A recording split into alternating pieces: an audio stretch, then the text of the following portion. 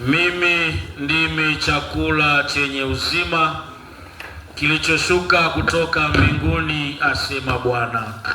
Kwa jina la Baba na la Mwana na la Roho Mtakatifu.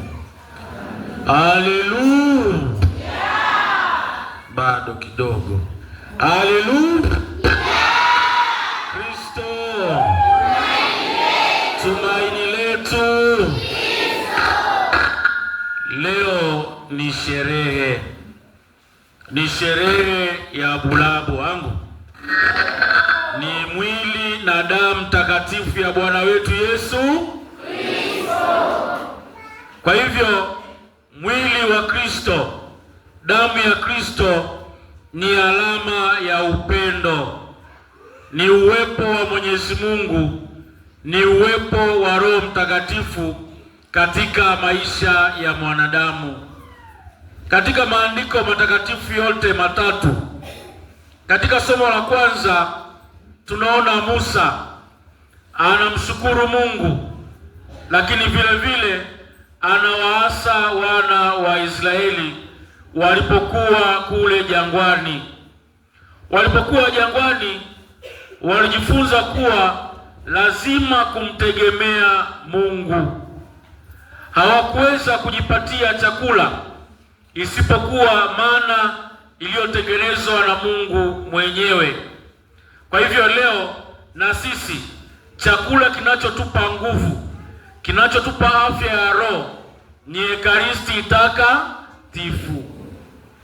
Kwa hivyo kabla tujaenda mbele kidogo, niwaeleze sehemu za uthibitisho wa Ekaristi Takatifu ilipoanza. Yesu alizaliwa wapi? Yesu alizaliwa wapi? Kwa nini hakuzaliwa Yerusalemu? Kwa nini hakuzaliwa Nazareti? Na ni kwa nini Bethlehemu? Neno Bethlehemu maana yake ni nyumba ya mikate. Kilia cha kwanza, Yesu anajidhihirisha, anajisema kwamba mimi ni mkate wa uzima. Mimi ni chakula cha uzima.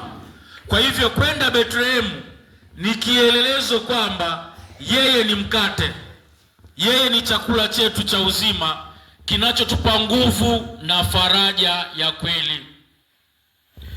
Bikira Maria alimlaza mtoto Yesu wapi? Kwenye hori la nini? Neno hori ni sehemu ya kulia chakula. Yeye mwenyewe ni chakula, anawekwa kwenye hori, sehemu ya kuweka nini? Chakula, ili kiliwe na wanyama. Kwa hivyo kielelezo chake kwamba yeye Kristo ni chakula, kiliwe na nani? Na sisi. Na ndio maana anatuambia katika Injili, aulaye mwili wangu na kuinywa damu yangu anao uzima wa nini? Wa milele. Kwa hivyo alijiweka pale kama alama kwamba mimi ni chakula. Na Yesu vile vile, kwa nini aende kwa wanyama?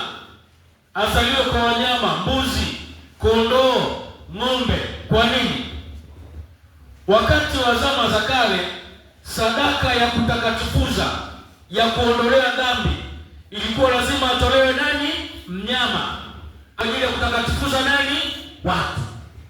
Kwa hivyo Kristo kwenda pale ni kielelezo, mimi nitakufa, nitamwaga damu yangu kwa ajili ya nani? Ya watu. Ndio maana ya Ekaristi Takatifu. Kwa hivyo alama yake, kula mwili wa Kristo, kuishi na kunywa damu yake, tutakuwa na uzima wa nini?